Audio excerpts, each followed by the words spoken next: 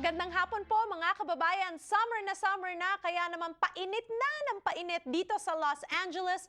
We're trying to keep cool, but let's start our program first with our news from Asian Journal. Asian Journal, the leading Filipino-American newspaper since 1991.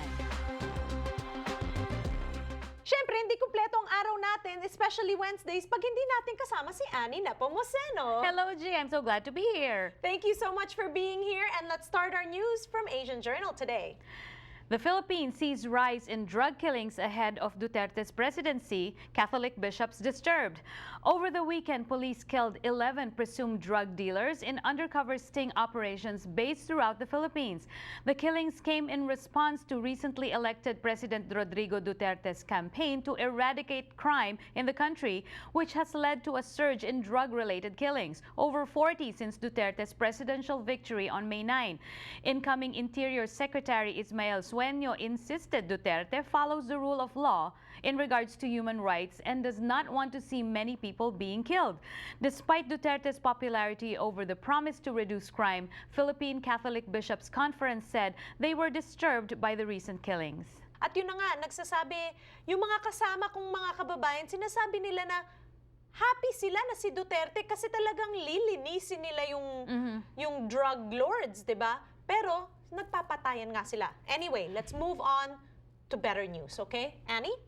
The Philippines is the fastest growing smartphone nation in Southeast Asia.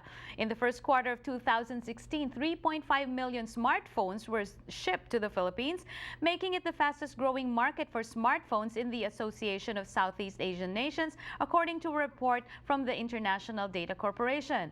According to Mobile World Live, affordable low-end smartphones are important because they allow for Filipinos who otherwise would not have access to smartphones the opportunity to purchase one.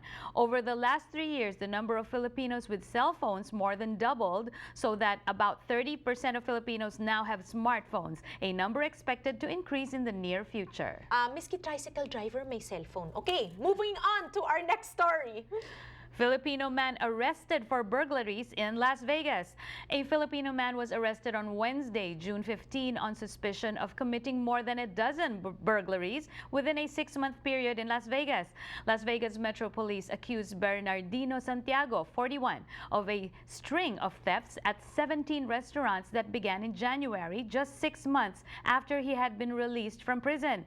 According to security footage, Santiago would break through doors and climb up to rooftops to gain access to money and equipment. He is currently detained at the Clark County Detention Center and is charged with violating parole and possession of stolen property, drugs, and burglary tools.